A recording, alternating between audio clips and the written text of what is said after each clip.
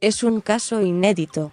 Desde que el uso medicinal del cannabis se instaló en la sociedad argentina como una salida esperanzadora para adultos y niños con enfermedades y dolores, incluso antes de que fuera legal, nunca la justicia se había metido en que lo hizo Leandro Ríos, el magistrado federal de Paraná, Entre Ríos, con el activista. En un fallo reciente, el magistrado procesó al militante canábico no solo por tenencia simple de marihuana, sino también porque considera que el hombre cometió un delito al dictar talleres que enseñan a cultivar la planta y a fabricar el aceite que se usa para combatir dolencias, todos aspectos sobre los que hay mucha información disponible en internet y en revistas y libros que se venden en cualquier comercio del país. Malajovic tiene 33 años y desde 2012 milita por la legalización del cultivo y el consumo como una forma alternativa de combatir el narcotráfico. Comenzó con activismo radial en un programa que se llamaba El Esqueje y salía en la radio de una asociación civil de Paraná.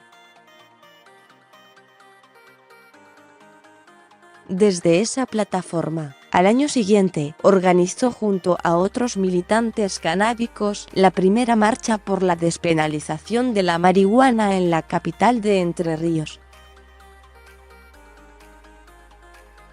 Malajovic fue una de las caras más visibles de un nuevo colectivo en Paraná.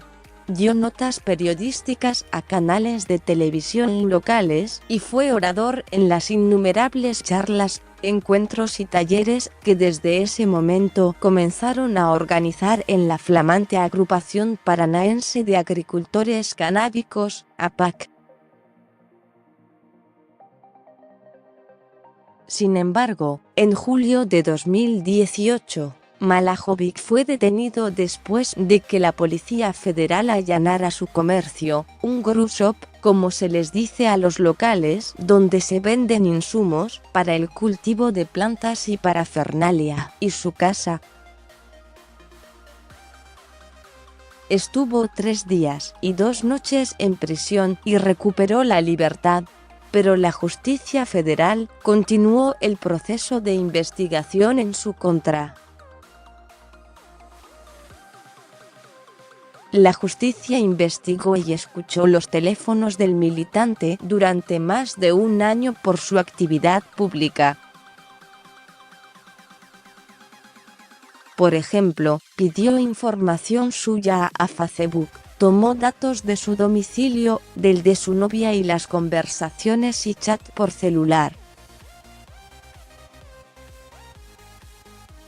Pesaba sobre él la sospecha de que vendía semillas y cogollos, algo penado por la Ley 23. 737, pero legal en países como Uruguay y Canadá, o el estado de California. La justicia federal comenzó la investigación contra este hombre a partir de una denuncia anónima por las charlas y talleres que este comerciante daba en su ciudad, no por una presunta actividad comercial ilegal. Iván Gregorio Malajovic impartió instrucciones acerca de la producción, fabricación, elaboración o uso de estupefacientes, y preconizó acerca del uso de estupefacientes, explicó el juez Ríos, para justificar el procesamiento, firmado días atrás, casi a la par de la firma del Ministerio de Seguridad Nacional que habilitó al gobierno de Jujuy a cultivar bajo una empresa estatal. Concretamente, el magistrado apuntó a 3 hechos. El 14 de abril de 2017 en la sede de la Asociación Civil Barriletes, el 16 de julio de mismo año en Pandora Multiespacio, y el 27 de mayo de 2018 en Casa Mainumbi, todos lugares de Paraná. Los talleres sobre cultivo y producción de aceite son cada vez más frecuentes y populares en todo el país, especialmente desde que en marzo de 2017 el Senado aprobó la Ley de Uso Medicinal del Cannabis. Decenas de organizaciones sin fines de lucro, como Mama Cultiva, ofrecen información a usuarios y curiosos. Pero para Ríos esa actividad de Malajovich y el hallazgo de plantas y semillas de cannabis en la casa del activista fueron razones suficientes para sindicarlo por varios delitos tipificados en la ley de drogas. En el grow, la policía encontró 20 gramos de marihuana y semillas. En la casa fueron secuestradas 33 macetas con plantas dentro de 2 gazebos con cierre eléctrico, ventilación e iluminación, una práctica de cultivo que se conoce como interior o indoor. Además confiscaron 13 frascos con cogollos de marihuana y otros 270 gramos de plantas que se secaban, más 9 troqueles de LSD, ácido lisérgico, otra droga prohibida. También incautaron papeles para armar cigarrillos, picadores, filtros de agua, reguladores de humedad, pipas, insecticidas y otros elementos para el cultivo o el consumo. Además le escucharon las conversaciones e informaron al juez que Malajovich daba instrucciones sobre cultivos a quienes le consultaban y que tampoco ocultaba sus propias plantas. Pero no hallaron pruebas de comercialización más que la presunción, sostenida por el prejuicio, de que son muchas plantas para consumo personal. Y sin tener en cuenta la posibilidad de que existiera un aporte solidario a usuarios medicinales que no encuentran en la ley sancionada recientemente una respuesta a su demanda. Malajovich no lo puede creer. Esto es todo surrealista. Yo soy un activista que no esconde sus preferencias. Desde que vivimos los allanamientos, siento que en algún momento voy a despertar y todo va a ser una horrible pesadilla. Nunca pensé que se me fuera a perseguir, investigar, allanar por hacer activismo y ayudar a la gente, dijo en diálogo con Infobae. Además, en ese operativo, la policía también allanó por orden de la justicia la casa del activista Maximiliano Burgos, que vive postrado en una silla de ruedas como consecuencia de una esclerosis múltiple de grado 3. Los agentes patearon la puerta de la casa de este hombre porque él no abría. Burgos, sospechado de los mismos delitos que Iván, sufrió una descompensación que lo tuvo en estado grave varios días.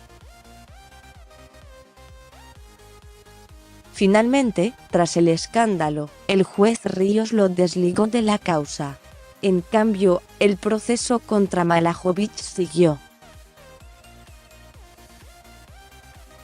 Los fiscales federales Mario Silva y Carlos García Escalada concluyeron que él preconizaba tributar elogios públicamente el consumo de la sustancia, algo que está considerado como delito en la ley de drogas actual, y pidieron el procesamiento por ese hecho.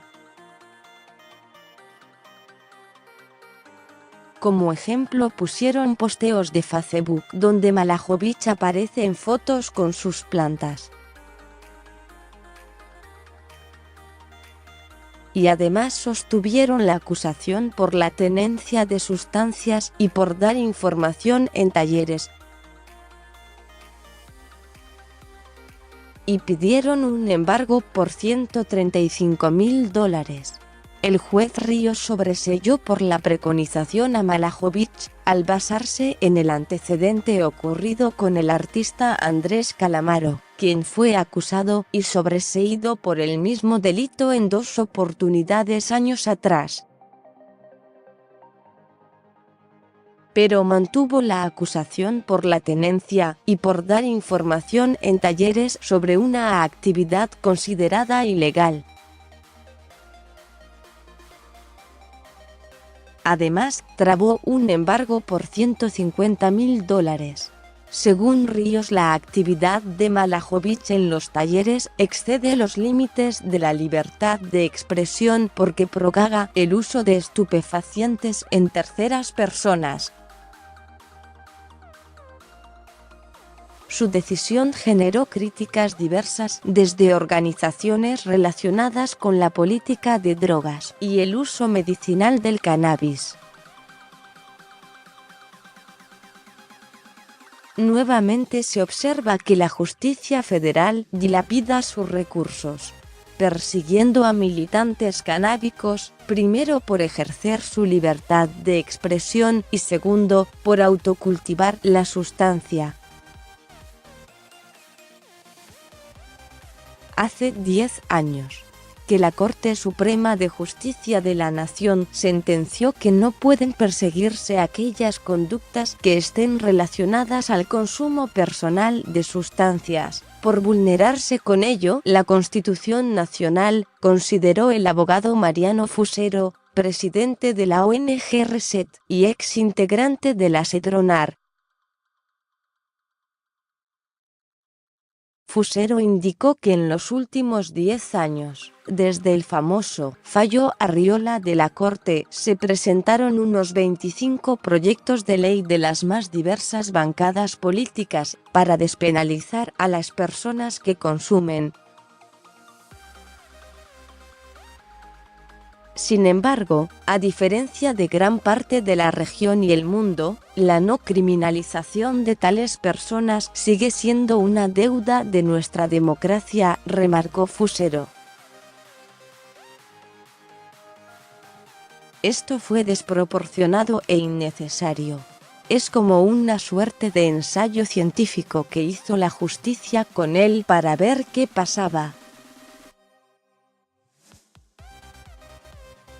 La ley de drogas aclara que el objetivo central es combatir el narcotráfico y cuidar la salud pública, pero pasaron 30 años de esa ley y todos podemos llegar a sostener que ese proyecto fracasó. Malajovich y Burgos son personas que se expresan, no son narcos, solo están en contra de la prohibición del autocultivo, remarcó el abogado defensor de Malajovich, Andrés Bacigalupo, integrante de la Asociación de Pensamiento Penal, APP, quien el último viernes presentó un recurso de apelación ante la Cámara por el fallo de Ríos, ya que considera que se violaron las garantías de privacidad. Si la justicia siguiera esa conducta, se acabaría un espacio de divulgación e información que se desarrolla por todo el país. Valeria Salech, presidenta de Mamá Cultiva, una organización que acompaña a cientos de familias que usan el cannabis de forma medicinal, advirtió: creemos que hay un intento de disciplinamiento de parte del Ministerio de Seguridad, que quiere secuestrar la circulación de información acerca de los efectos terapéuticos del cannabis para persuadir e inocular temor en las personas y colectivos que, pese a que nos persiguen, seguimos adelante con la lucha por el autocultivo.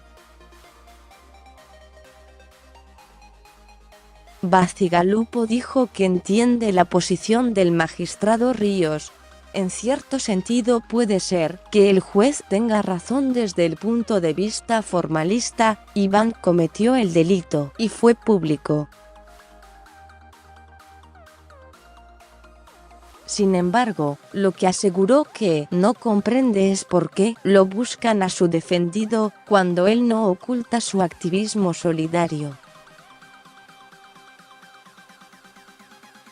El problema es el criterio político criminal. Lo investigaron por dar los talleres durante un año, la individualización que hizo la Policía Federal, los seguimientos personales a la casa de su madre, y era todo por las publicaciones que hacían ellos, los hashtags almohadilla no somos narcos, porque mostraban que no tenían miedo.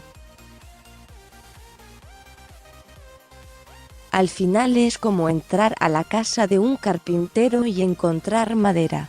Seguí leyendo. A los 96 años, la marihuana me cambió la vida, se me fueron los dolores y ahora siento bienestar. El plan que tenía Belgrano para cultivar cannabis en el suelo de la patria.